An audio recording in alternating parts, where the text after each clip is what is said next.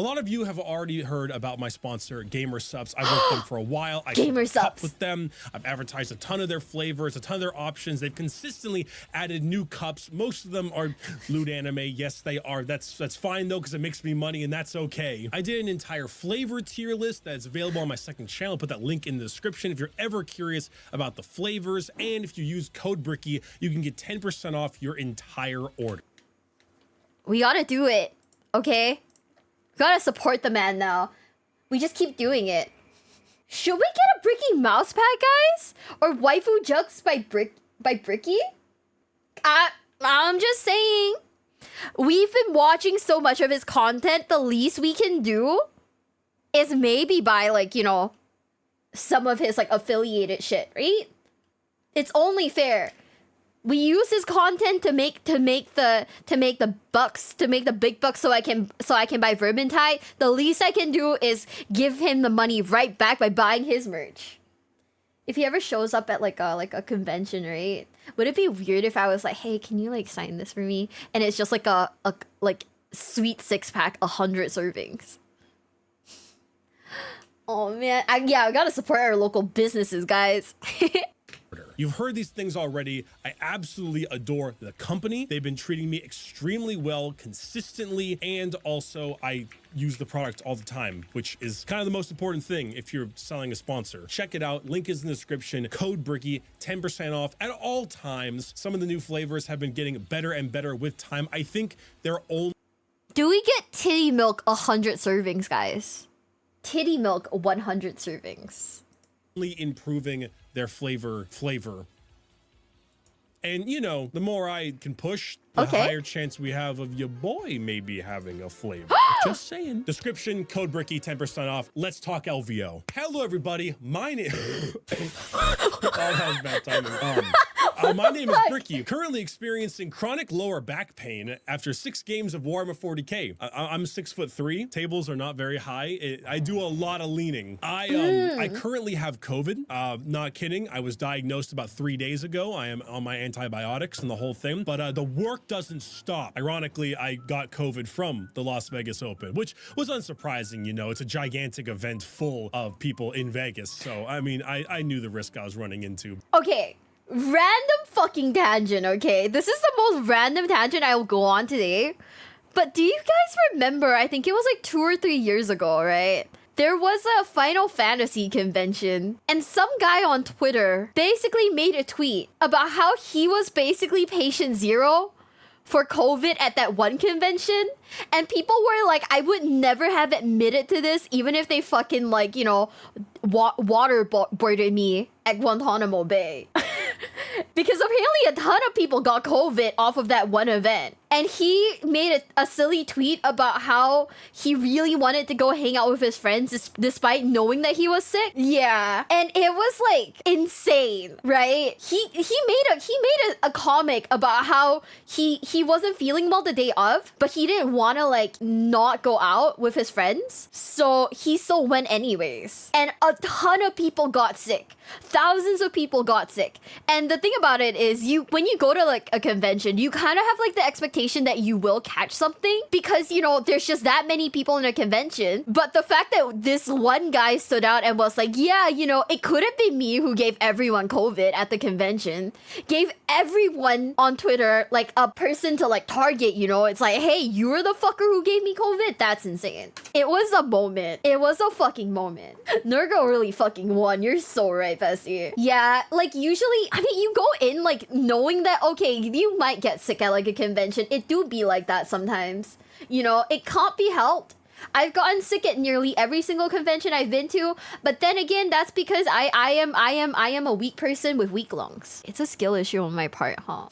But just a little ironic. Anyway, welcome back to Las Vegas, my friends. The Las Vegas Open has returned and is the largest Warhammer tournament in the world. Now, I have ventured out to the middle of nowhere to compete, not for prizes, not for glory, but to answer one question. Who would win? 6 separate full-sized armies that can shatter planets with their firepower alone, or one extremely angry bitch with a candlestick? But before we answer that question, we need to turn back the tides of the warp for a little backstory. See, last year, I made an LVO video. You can find this video in the description and in the cards above. I would recommend giving it a watch before this one, just for a little bit of context. Now, last year, I went for the main goal of enjoying myself and playing a meme army. And the army was Night Lords, pre-release of the newest 9th edition codex. My result was hilarious, pulling off 2 wins and 4 losses, me being more than pleased. I initially considered the Sons in Nostromo again, clad in the shiny new codex, but it felt redundant. Instead, I thought maybe I should bring the newest army to come out in Warhammer. The surprisingly fleshed out and intriguing Leagues of Votann, space dwarves out there to mine resources, achieve quotas, and honor their ancestors, the Votann. Gigantic mega computer constructs that have been on for so long, they've grown sentience and a personality. This is what I had planned for, and so I crafted a list, built an army, and played some practice games as the Greater Thurian League. And the games, they went like this. Okay, so I see your Chaos Knight, and I give him a judgment token, so hits of 6 auto wound him. I'm gonna spend 1 CP to give him another token, so that's 5s. And since I'm Greater Thurian League, it counts as +1, so it's 4 to hit auto wound you. Okay, I'm gonna roll my Magna Rail rifle, and okay, got a 4, so it hits, it auto wounds, it ignores invul saves, and it's AP 4, so you don't get a save. D3 plus 3 damage, 5 damage. Okay, here comes 3 more shots. These are new guys. Okay, because I was just Googling them. I was like, who are these people? Like Space Marine dwarves? What? And you know, that just wasn't fun. That just wasn't fun. Not for me, not for my opponent, not for God. It just wasn't fun. I wanted something different, something interactive. So I thought, why not do the tried and true, my favorite faction in the game, the Sisters of Battle. It used to be Imperial Guard, but listen, I'm down bad. I'm down bad for faith. Sisters are also the army I know in and out, every which way. So I went to work decoding a list. But many of you know me and know that I like to win my own way. The standard for Sisters is a special order called Bloody Rose. Clad in bright red, the army has a tendency for excessive violence. More than normal, shockingly enough. Excessive violence in my Warhammer 40k universe? What does that even mean? What does excessive violence even mean in the Warhammer 40k universe? Like, how excessive? Heroes are melee specialists and have the ability to increase the amount of attacks they get and how hard those attacks hit. It's by far the best sub-faction for Sisters, and it's the one you take if you want to win. But I want to win on my own terms. And I didn't bring Night Lords last year because I was trying to win. I've always seen Bloody Rose as a bit boring and a bit of a crutch that elevates players that shouldn't really be doing as well as they are. Because it's not that hard to take a cheap unit of Repentia, Miracle Dice them into a knight, and watch them kill the knight. Their buffs are so static. You just get them. I want to have flexibility. I want to have choice. I want conflict. So I chose my favorite order, the Order of the Ebon Chalice. The original order with their patron saint, Alicia Dominica, that cut down Doge Van Dyer's tyrannical rule and his wiki feat. Now, Sisters gain a special sacred right every game. Often the one you pick is 6s generate additional hits in melee. Now I get to have 2. And Sisters can do special things to generate dice that they can substitute for rolls in the future. This is called Miracle Dice. With this faction, I can discard one and turn the other one into a 6 for some pretty big brain plays. So I decided my list will focus on the 3 M's: Mortals, Meltas, and Miracles. It definitely said Mills, right? Like, I'm not like hallucinating, right? He definitely said Mills, right? What the fuck? Wounds out the butt, Meltas where I can stick them, and Miracle Dice, and more Miracle Dice. What is Miracle Dice? What is Miracle Dice? He explains it? Oh, he does? Oh, okay. You guys ever been to the state fair? Do they have the juicies at yours? They have this slogan that's just like branded into my brain. It's like, if your belly button is gnawing at your backbone, come on into Juicies. We got what'll cure you. And at the end, they have this thing where it's like, and to quench your thirst, we have lemonade, and more lemonade. Miracles. Made me think of that. It's the old state. So the list, it came down to this: Ephrael Stern, the heretical saint; Canoness, Morven Vol, the triumph of... This one is really cool though, but I don't really fuck with the babies. I'm just saying I don't like the babies, but I fuck with that. I think the statue thing is really cool. Yeah, I like this model. I just think that it's like I don't know how you're gonna transport this shit like at all. Saint Catherine, my favorite model in the game. 2 barebone squads of battle sisters, no vitiates with flamers. Celestian squad, 7 women with a multi-melta. Dogmata, 2 squads of Repentia, 110, 1-4, 2 crusaders. A Dominion squad with stormbolters. Seraphim squad with hand flamers. Zephyrim squad for stab. 2 squads of retributors, multi-meltas across the board, and simulacrums. And rounding it all out, 1 more retributor squad with heavy flame. Can I just ask, are they using the same faces for the male and female models? Because I could have sworn I've seen this face on like a Imperial Guard. Has a hard time female faces. I could have sworn I've seen that on like an Imperial Guard though. I'm gonna be for reals. They nerf sisters very hard because the rule is pretty good. They should be different faces. They've never been good at faces. You know, true. You know, if like Warhammer were like a card game and they brought these faces over, I don't think I'd play it. I'm gonna be for reals. I love me some anime waifus. So, you know, I'm basic like that. I love me some anime waifus. I don't think I'd be playing this. But this is just me listing the list for you to understand the 3 M's. But the piece, the true one piece linchpin of this list is the Canoness. She was my baby. I called her the Candlestick. Okay, this is going to be confusing, but allow me a second. The Canoness can purchase point upgrades. The most popular is called Word of the Emperor. It gives a fight last and ignore invul aura, that whole stuff. Screw that. We're talking the Righteous Judgment. This allows her to shoot at characters despite them being bodyguarded with Lookout Sir. And for every wound roll of a 6 in shooting, she does a mortal wound in addition to damage. I just read the most like fucked up comment, guys. Hold up. It's hard to draw a female face when you've never talked to one before. No, stop. Are there no women at like Warhammer events? Helmets stay on because women in heavy armor is hot. Fair, very fair. You have to wing the eyeliner. Bestie. You just gotta do it often. Can we get much higher? Can we? Can we? No, none. There aren't any? Ooh. Okay. 07's in the chat. Like 1 woman for every 25 dudes. You know, that's fair. At like the events that I go to, I feel like I've seen like, not including staff, ne? Not including like staff, yeah? I feel like I saw like maybe 20 women in the entire convention. What? One of my female friends is into Warhammer. I actually think Warhammer is very interesting. My friends and I, like Leah and like Sunny and like maybe, I think and Stim, everyone's like basically like, we like the lore of it. I just don't know if we play it, you know? Not just British, Northern British. Oh, we're getting specific here. Wow. I would never play. Yeah, I don't know. Maybe we'll think about playing one day. Maybe if we make the Pokemon big bucks, I'll play Warhammer one day. Hopefully, once I'm financially stable enough to afford an army.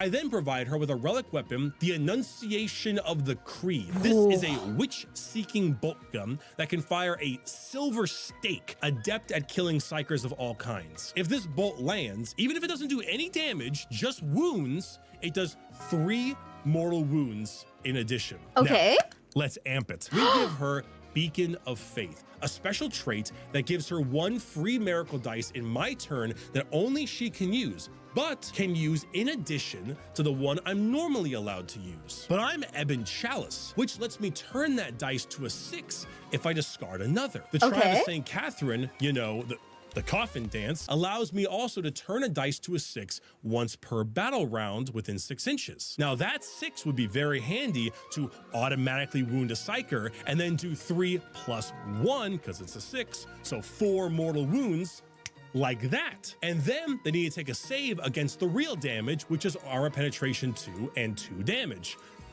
But we're not done. We give her the Brazier of Holy Fire, a flame weapon that she can only use once per game, but you roll a dice and that's how many shots you get. You hit automatically, but when you roll to wound, every single 4 or higher roll is a mortal wound, and then the attack sequence ends. That means every 6 is 2 mortal wounds. Okay. But we're not done. There is an Ebonchell stratagem to extend the range of flame weapons by 4 inches. I checked, the brazier is classified as a flame weapon. I mean, it's the holy fire, it makes sense, but I want to double check. That makes it a 16-inch range weapon, but it also does mortal wounds on 4s or higher to a cap of 3. But we aren't done. For 2 more command points, we can maximize our shots, so we don't have to roll the number. We can get a full 6 shots from the brazier. A full 6 shots that do mortals on 4s, then mortals on 4s again to a cap of 3, then additional mortals for 6s, and then we have the anti-psyker stake and bulk on top of that. The Candlestick. Oh, I was frothing at the mouth. I was drooling with this idea. Oh my God, I was so excited. I felt like I discovered some hidden tech that, while not be extremely practical, had some serious teeth to it. I mean, if I want to do the full thing, it costs 3 CP, but I also took the Warlord trait that Ebonchell has that refunds CP on a 5, so in reality, it's more like 2 CP. And so my list was finalized. My painting was done the best I could with the time I had, and it was time to get packing. So LVO is an event run by Frontline Gaming, or FLG. FLG are arguably the most popular and common event runners in the business of Warhammer 40k, as well as a Sigmar, Kill Team, so on. This year's LVO boasted an enormous amount of players. I think over 1,000 or just near 1,000 for Warhammer 40k, but also a ton playing Sigmar, Horus Heresy, Kill Team, so on. But some just kind of come by and treat it like a mini convention. There are places to buy exclusive miniatures, as well as tons of booths from various creators. Creature Caster are there. Titans were showing up their new terrain. There are even painting master classes. Hell, Duncan Rhodes, the man, is even there doing painting. Now I, Bricky, can be considered a little slow sometimes, little dumb. So I forgot to sign up for LVO. But I reached out to FLG and they were bros and caught my ticket for me because they liked the last video I made, wanted me to make another one. Joke's on them. I was gonna make this video anyway. Thanks for the $150. But now it's Thursday morning, and as someone living in SoCal, it's time for me to make my drive over to Vegas. Not the Vegas. This is the face of a man who doesn't really want to drive to Vegas for 5 hours. But I'm leaving early so I don't catch Victorville traffic. 5:30 in the morning. You know, that makes sense. He talked about like carrying a ton of stuff with him, right? Like he talked about carrying like a ton of stuff. He talked about carrying like what's it called? Like a cart and whatnot. I would feel that like you wouldn't be able to fly with that shit now, could you? Right? 07 no L. This is what you get pack mule boyfriend to carry your army around. Do we date men just so they carry our armies around? That's the question, chat. Is that the play? Is that the play, lads? We date a man just so he would do that for us. If you didn't, I'd be disappointed. What? Guys, come on, don't sell your gender short. It's a meta strat for reals, for reals. It's unethical but not illegal. Stop. Really? Shopping mule, pack mule. Are we doing that now, guys? If there's women, a man will have to do. Oh fuck! If I'm dating a chick who plays Warhammer, I absolutely haul that shit, guys. Would you do it? Would you do it if you got like a girlfriend who played Warhammer? Would you haul her shit for her? Genuine question. No, pickle jar opening boyfriend only. They're called serfs, not men. What? That's crazy. It's why I go to the gym back meal time. Oh my god, guys, stop. Stop. I want chat. I want you guys to love yourselves, okay? I strongly advocate for self-love, okay? And I want you guys to love yourselves. Love yourselves. Also, pal, you are not worthless. You are a king and you deserve to be loved. I am not a Fujoshi. I am not a Fujoshi. It's easier to love expensive plastic than loving yourself. That is so fair. Okay, if you say so, Bestie, no, I'm sorry. Bestie, I said the wrong thing. Don't kiss. I mean, if you want to kiss the homies, that's okay, but like, you know, don't kiss the homies if you're... I am not a Fujoshi, guys. I'm not a Fujoshi. I'm not a Fujoshi. I am very indifferent to men loving men. If they love themselves, cool. If they don't love themselves, please love yourselves. I've got my army, got my suitcase, and I'm about to drive through Vegas. 5 hours. Oh yeah, I forgot.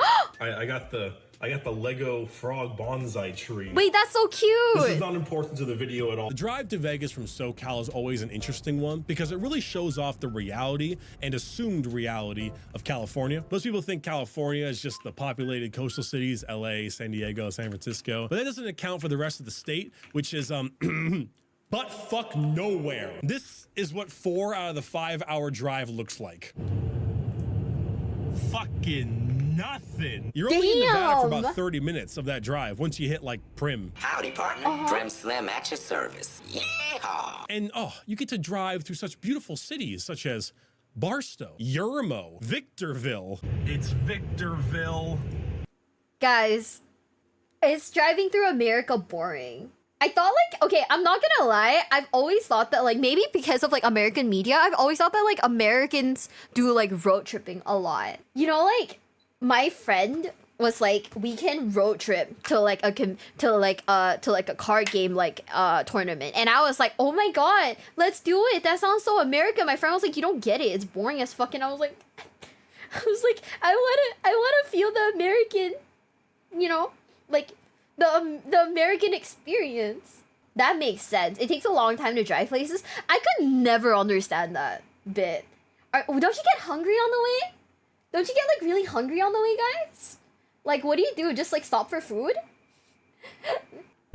I sure do f***ing hate Victorville. And let's not forget the brilliant town of Baker, California, the gateway to Death Valley. What? Come stay at the Royal Hawaiian Hotel. I did. I walked around it for quite a bit. I'd come back with a few friends to do a little abandoned place searching, but I'm pretty sure I'd step on a heroin needle. I know this has nothing to do with LVO. I'm sorry, but I drove up to Mammoth Mountain a lot growing up, and the difference between stopping in like Lone Pine and Big Pine and Bishop. Shout out to Shat's Bakery, by the way. Shout out to Shat's Bakery. Best sandwich of my life. It's staggering compared to the Vegas drive. They don't even have Gus's really good fresh jerky. They have alien jerky. They do have Eddie's World though. If you're ever going to Vegas from like SoCal, go to Eddie's World. Eddie's World's cool. Anyway.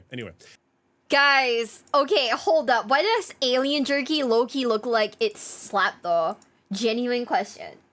LVO is held at the Rio again this year. Now, if you remember from my last video, I don't like the Rio. It's off the strip and just isn't the highest caliber of hotel. Now, last time we were winding down hard from the pandemic, so half the restaurants and the like were closed. Those restaurants were open now, and it made a little difference. It was easier to get food, didn't have to DoorDash to the hotel like last time, but it's still kind of a mediocre place. Thing is that the Rio is kind of a necessary evil. I've heard whisperings that basically every other hotel charges double or more for venue rental that the Rio does. And Well, to even yeah. have a feasible LVO in general, this is what we gotta stick with, which isn't ideal, but I mean, I'll suck it up if it means getting to play. I originally was gonna room with Demeki, but in his own words, I want to jerk off alone and utilize my own cuck chair. He got his own place. I splurged a bit for the fancy one. I may have gone a little overboard.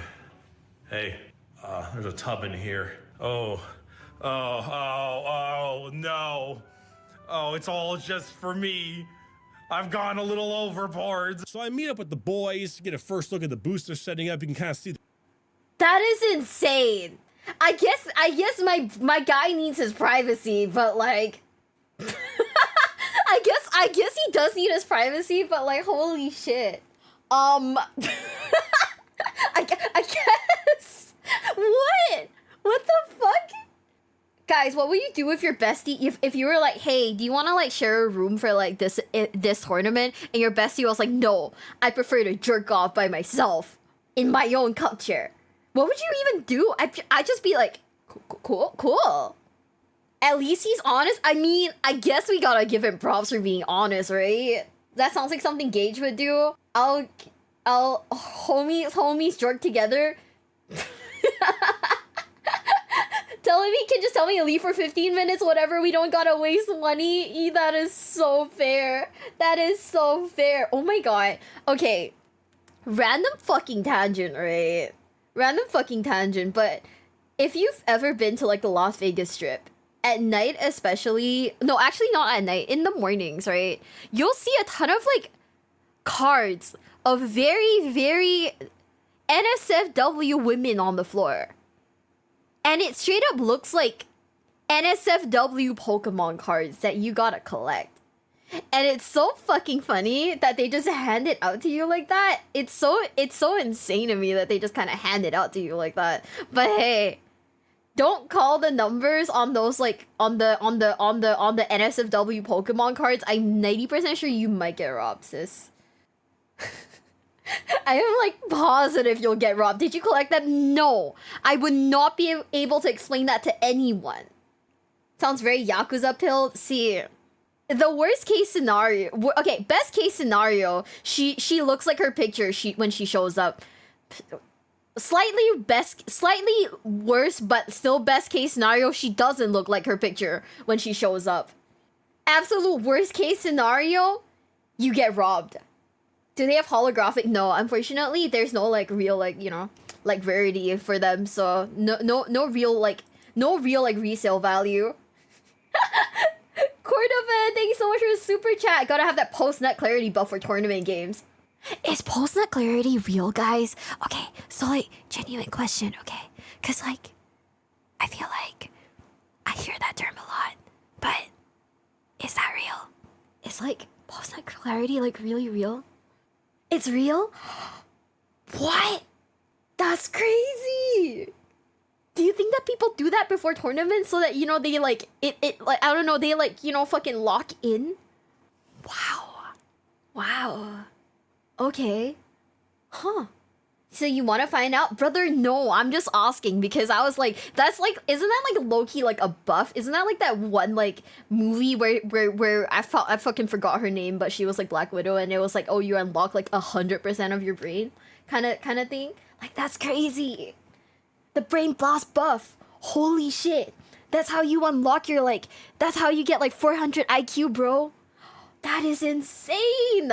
The show floor, everything, all the tables getting ready, all the terrain being set up. And also, if you didn't know, you get to see the LVO reveals first before anyone else. All those new reveals that happened on the day of LVO, we get to sit down, this big old audience, big old crowd. It's a lot of fun, but we have a big day tomorrow. So it's time to turn in for the night. I DM'd a friend, by the way, to ask about it.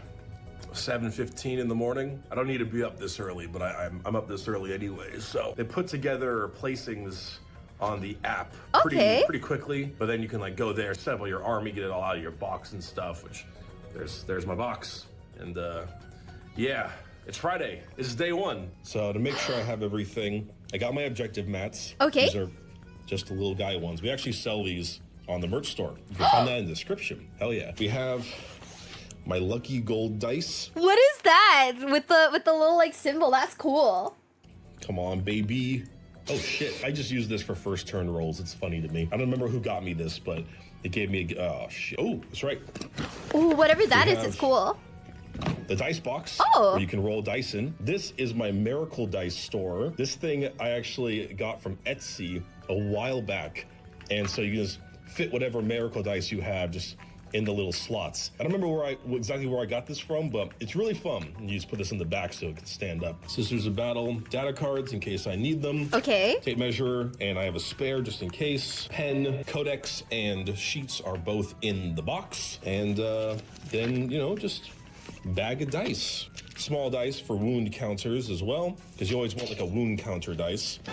Smaller bag of dice for Miracle Dice. And then, of course, the piece de resistance twerking among us dice.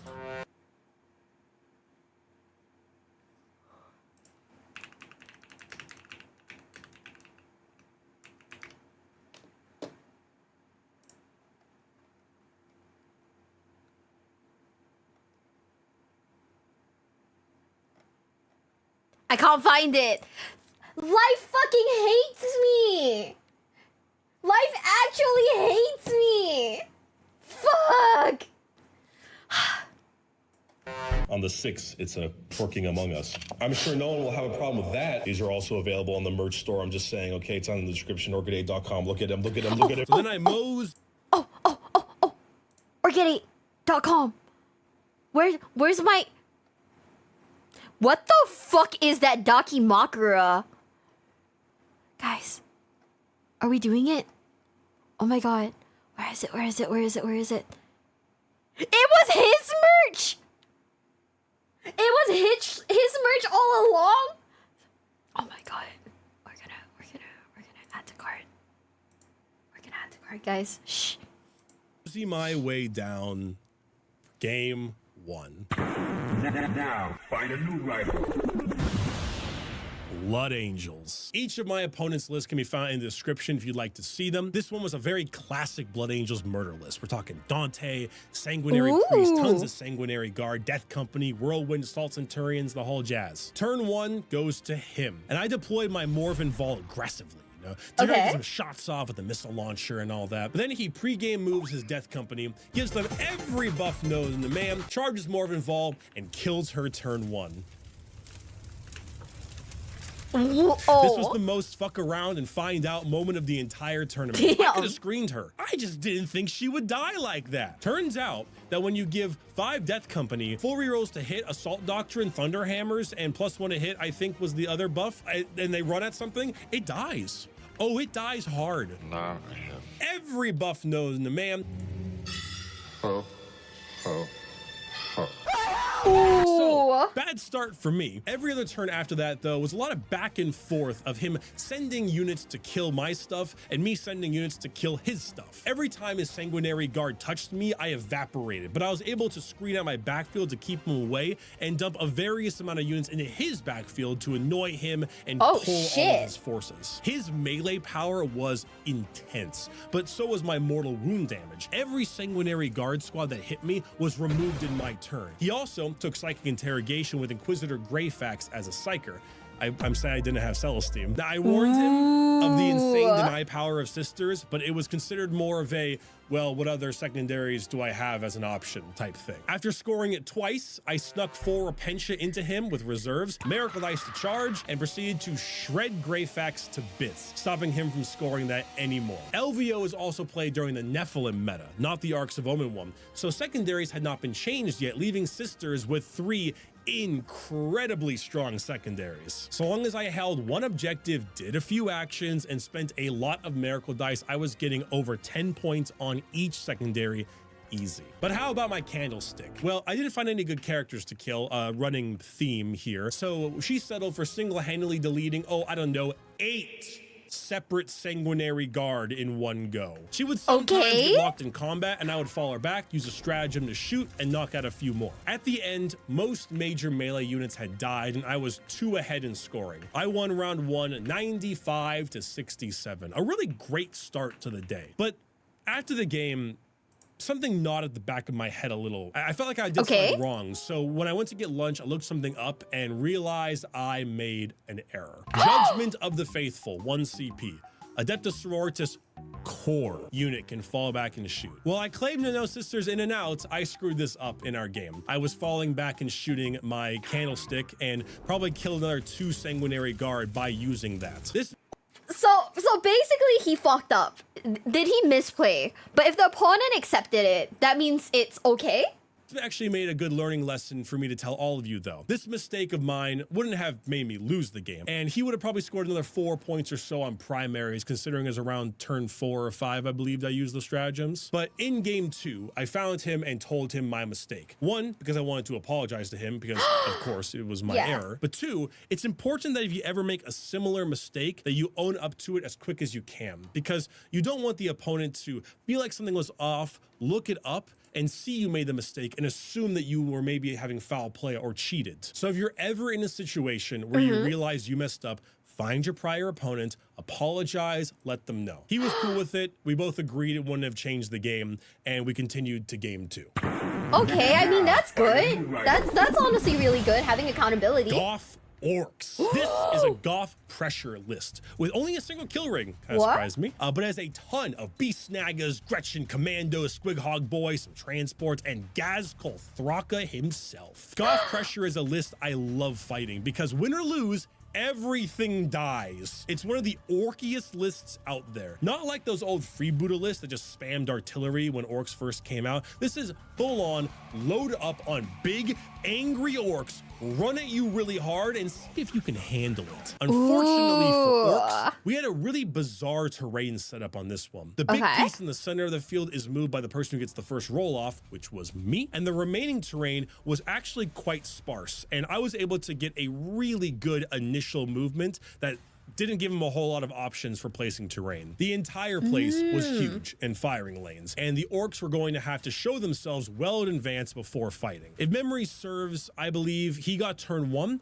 and decided against calling the Wa, as so little was truly close enough to do much damage with the exception of some commandos. But my turn 1 firepower was brutal. Morven Vol gunned down multiple Squig Hog boys, Meltas blazing away at the rest. A squad of tooled up Zephyrin flyers came down with Miracle Dice and just ripped apart Storm Boys after being given Morven Vol buffs. From there, the orcs came in with the Wa and started to push into my lines, but I blocked most easily traversable pathways with sister bodies. So giant clumps of orcs were being kind of herded and stuck, only hitting themselves on regular battle sisters and other fodder units. Then the trucks were exposed, Meltas broke them apart, my Seraphim blazed away Gretchen on his backfield, and the Candlestick Canoness took her prize. 3 whole Squig Hog boys burnt in the light of the Emperor.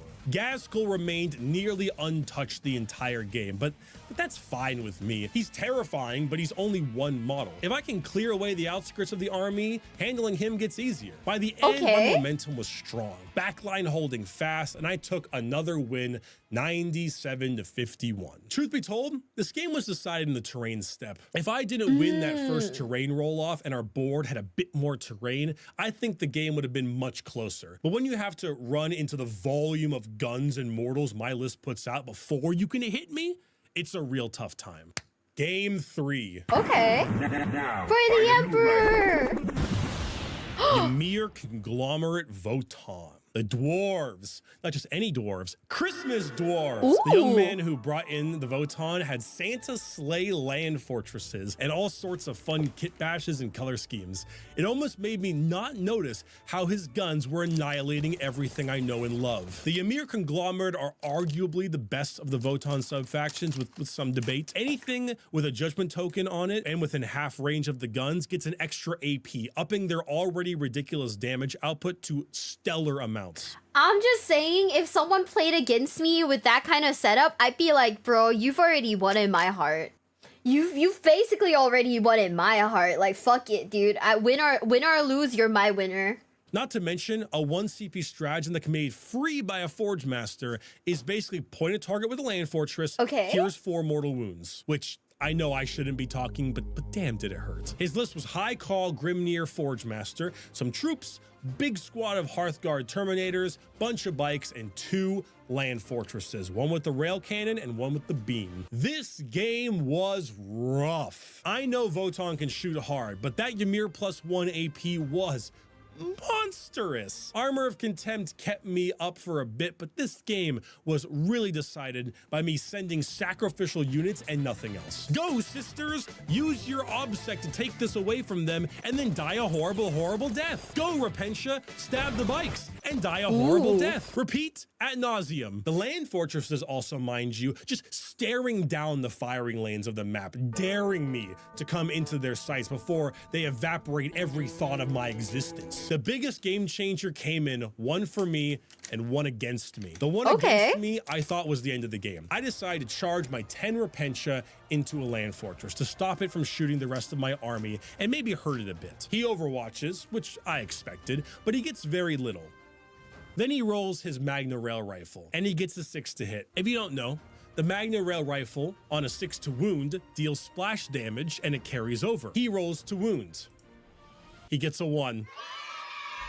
He command point rerolls the wound roll and gets a 6. He does 9 damage that ignores invuls. I roll my feel no pains and he kills 6 Repentia. And then he crunches another one under his Santa sleighs. They fail morale and I'm left with 1, which, you know, dies horribly next turn. Oh, But not all hope is 7. lost, because the biggest swing came around turn 3, maybe turn 4, when he sent a full 10-man squad of troops onto the objective I had been constantly stealing from him the whole game with OBSEC. I didn't have traditional firepower to rid him from it. 10 Hearthkin warriors may not be the hardest thing for some armies, but we're so far in, so much stuff has died from these land fortresses, I can't get rid of him traditionally.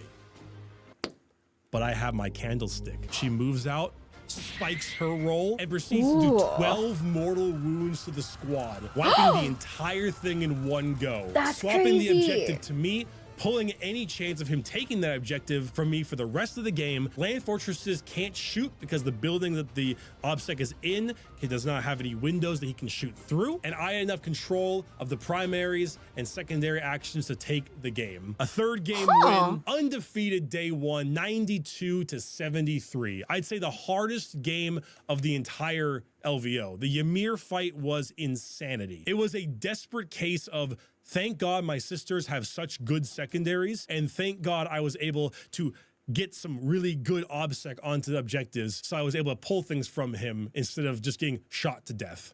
What does Overwatch mean in Warhammer? Because I've seen that like word being like used, and I don't honestly understand it. What does that mean in like Warhammer, guys? If someone enters line of sight, you auto fire on them, but you only hit on 6s. Oh, so it has to be like really fucking like, you have to be like really fucking lucky then. Needless to say, I was exhausted. 3 hard games in a row. Great score for me, super happy, but absolutely beat. So naturally I do more walking. I get dinner with the boys at the Cosmo. They have this Chinese Mexican fusion place there. They have this quail egg dim sum and pork tenderloin tacos. One has an oyster on it. Oh, we were eating good. It's undefeated day 1. I gotta celebrate. 3-0, biggest Warhammer tournament in the world. There's no way tomorrow won't be just as good, right? Shit, I guess he's having fun. Okay. It's day 2. I'm awake.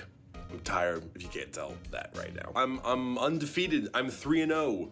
I'm shocked. That is absolutely insane. I did not expect that. My points are good. My scores are good. My games were hard, but they were good. We got the Just a Little Guy merch. Also merch. You can also buy that at orchid8.com. I'm just saying, this has been great publicity for my site. Excellent stuff. I saw some people wearing the Crest shirt. There's a fan who wore the Crest shirt here, and one that wore the Mechanicus one. Yo, shout out to you too. I saw it at the tournament. You guys were cool. Thank you. Okay, I'm gonna go get coffee if the line isn't too long again, and it's gonna be too long. Now, find a new rival. Creations of Bile, Chaos Space Marines, and Tzeentch Flamers. This was definitely the game where I saw the list and I just said, yep. That's it for me. We're talking Demon Prince, Dark Apostle, Master of Possession, some Cultists, giant 10-man Terminator brick with the Black Rune of Damnation, 2 other 10-man Chosen bricks, some Bikers, and then a few Tzeentch characters, along with 2 squads of 5 Flamers. Basically, everything in this list was tailor-made to kill me, and almost everything in this list got nerfed after LVO, or before LVO, you know what I mean. The Flamers with the proper buffs dump damage at exactly strength 6, which wounds my sisters on 2s. Creations of Bile get +1 strength, +1 inch to their movement, and fight on death. So sending people into him was mutually assured destruction. He moved real quick, had an advance and charge stratagem, and most of his guys were swinging also at strength 6, wounding me again on 2s. He rolled them onto my objectives, and at first it didn't seem too bad. He killed some of me off, but I was able to kill a ton of Flamers and 9 out of his 10 Chosen turn 1. However, he spent 2 CP to auto pass his last Chosen, rezzed him with a Master of Possession, and started swinging back, and then swinging on death. I then massively misplayed the placement of some sisters, and a squad of Flamers killed my entire Dominion squad and Retributor squad, both of them. 12 whole models gone with 1 Flamer squad's worth of firepower. My Candlestick did take her pound of flesh though, burning holy fire into 4 whole Chosen and 1 stray Cultist. Damn. But that wasn't enough to turn the tide. The Terminator brick sat unmoved and uncontested, and my juice was running out. I was basically tabled. I think maybe I had 3 models left on turn 5, and I lost the game 55 to 97. Honestly, not too unhappy with myself. I made some movement misplays, definitely, and I could have been smart with some activations due to the fight on death thing, but this list is just such a wall. It's at a perfect threshold to kill sisters, it's shockingly fast, it hits like a truck, and it's extremely hard to kill. Now, find a new rival. Word bearers. Chaos Damn. again. Word bearers. Like 2 sides of a coin, my sisters and his word bearers. Awesome to see them being played, as I found a whole lot of respect for them after reading the first Heretic book. This word bearers list was chunky, but in a different way. Abaddon led the pack, along with a Terminator, Chaos Lord, Dark Apostle, Master of Possession, some cultists, the 10-man Terminator brick, Black Rune, Jazz, we all know. 2 squads of 10 possessed. A word bearer's favorite, of course, Venom Crawlers, and a Master of Executions. A truly run at you and murder you with hideous creatures in the name of the dark gods, oh also Abaddon's here kind of list. After deployment, I get first turn and able to pick apart a few possessed from 2 squads in the beginning, but my main goal is positioning. He isn't as fast as Bile, so much like my Orc opponent, he needs a turn to get to me first. My turn 2 is absolutely crushing. My full firepower of Multi-Meltas, Blessed Bolts, Morven Vol, and so on come down and reduce a possessed squad from 10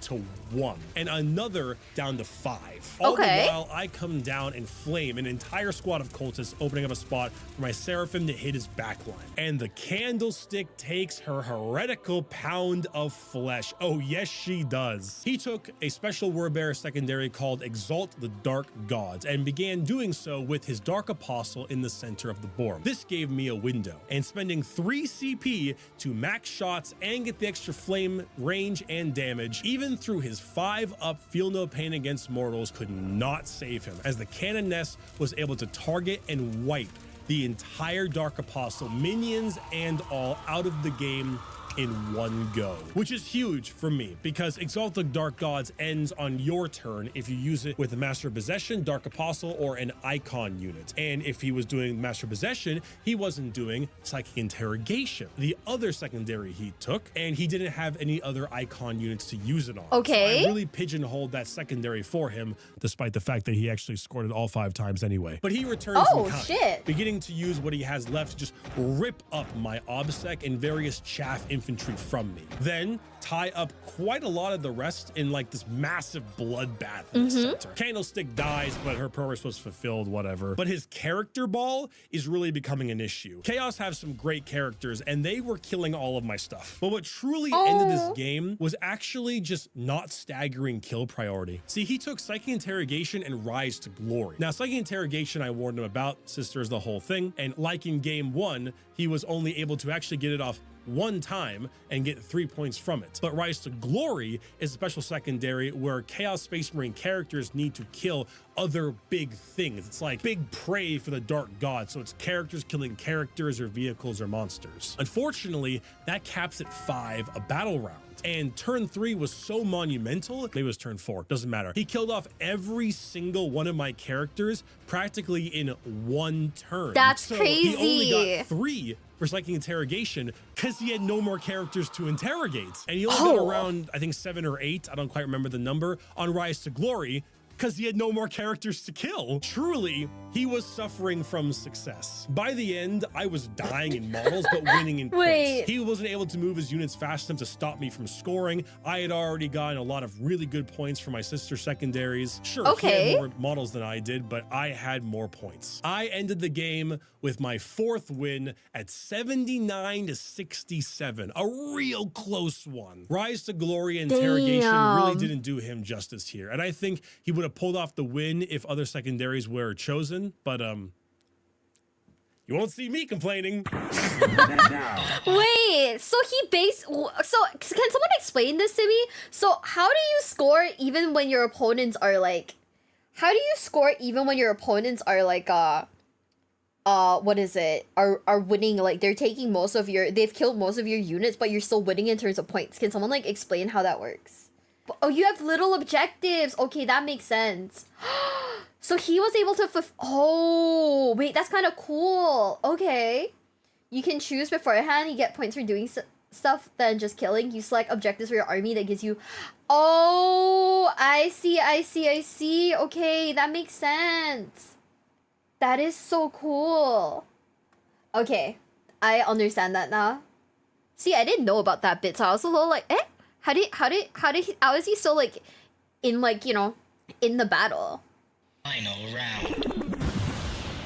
Gene Stealer cults. Lastly, we had Game 6. I wasn't able to take any foes of this one because I was just so exhausted. Game 6 is always one of the most exhausting. The best players are 5-0, and we aren't the best players. So this is really just the game for fun. But it's the fun game where you're tired as hell, your legs hurt, your throat sore from talking, and you start thinking about investing into a knight's army so your games are over an hour faster from now on. My last game was against Gene Stealer cults, an army I have had extremely little experience playing against.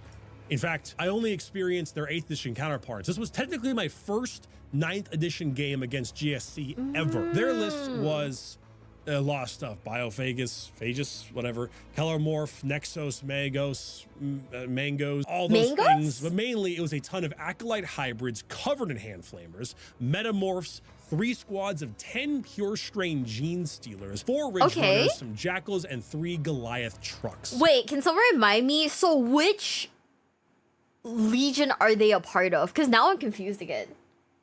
Are these like new? Okay, so bear in mind the legions that I know are from like Bricky's like old legions videos. So like, who are these? They're just humans infected with Tyranids? Oh, okay. Gene Stealers. Okay, so they're Imperial guards that worship Tyranids. Oh, okay. Oh, okay. That makes sense. Because for a second there, I was like, oh, they're looking a little techy, but they also like don't look like Adeptus Mechanicus. So like, who are they? Not that being infected people. Oh my gosh. They're newish. Ah, okay. That's why I was like a little confused. I was like, who are these people? Never seen them before in my life. What do the Gene Stealers do? Do they steal genes? This was Barrel of Monkeys with a proximity alarm. I learned about Gene Stealer cults today. Oh, yes, I did. I learned what they could do to my unprepared anus, and what they can do is something I cannot show you on YouTube. Turn 1, pure strains hop out of the battle bus and just kill 2 whole squads of sisters, and guess what? They just get put back into reserves after killing me. That's a thing they can do, apparently. Then the Ridge Runners just start blasting me as crossfire markers are being thrown everywhere. And I'm screaming my head off, not knowing what the hell's going on. I'm running around in circles. Then more Stealers hop out of the battle bus, start cranking 90s all over my head, deleting more of my OBSEC, and somehow surviving my Zephyr reprisal. They're in the goddamn walls! I yell as acolytes appear from behind me with hand flamers and torch my Repentia. Then a bunch of mining workers on motorbikes decide to take a cache of demolition charges and throw them in the face of a High Lord of Terra. My Candlestick does take her own though. 3 CP and a bit of hot rolling. Has to rip apart 2 full Ridge Runners. So let me just be clear. So these units are just guys, right? They're just guys that have been infected. And they are better than the Sisters of Battle? Like, not lore-wise, but in the game, they're better than the Sisters of Battle. Is that it? It's pretty gnarly infection. Ah. Okay. Because I was just like, I was like thinking, like, aren't they just guys? Aren't they just dudes? Like, what? Guerrilla warfare in space. You know, that makes sense. Yeah, I was confused. I was like, lore-wise, if they're just guys, they shouldn't be able to stand up to, like, you know, trained like members of combat, right? Ah, okay, that makes sense. Not anymore in the 10th edition. This is, how old is this video? This is 2 years ago, so we might be a little outdated. And damaging another, doing a total of 17 mortal wounds. That was lovely to watch. But no, this was a slaughter. That my opponent was desperately trying to go easy on me so I can score more points, using such excuses as, oh, I coach players and we teach not pushing it while you're ahead. What? And out of respect, and it's the final game of the day, in which I said, Kill me, I'm here, kill me!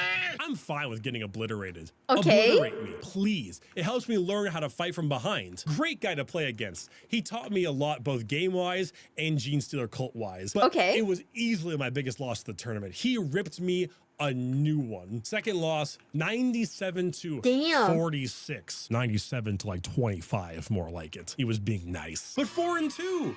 I'm really happy with that. I have only gone 4-2 once before in my life at a tournament that ironically was also with sisters. Absolutely stoked. So stoked that I said goodbye, Vegas, hopped in my car and drove home that night. I got home at 1:15 a.m. that morning. Listen, Really? there are some pleasures in life I can't express in words, and one of them is falling asleep in your own bed after 6 hours of Warhammer. You know? Okay, there's nothing like That it. makes Overall, sense. I'm just really pleased. My performance felt good. My list felt good. I could definitely change some things and make a few cuts here and there. But for what I was going for, it was great. My Candlestick was such an MVP, probably winning me multiple games, especially the Votann and Wordbearers one. Her kill count was 6 Sanguinary Guard, 3 Squighog Boys, 10 Hearthkin Warriors and a Terminator, 4 Chosen and a Cultist. Okay. And oh god, Dark Apostle in his entirety, and then 2 Ridge Runners and damage. That is a ludicrous amount of damage done by that Ooh. character. I am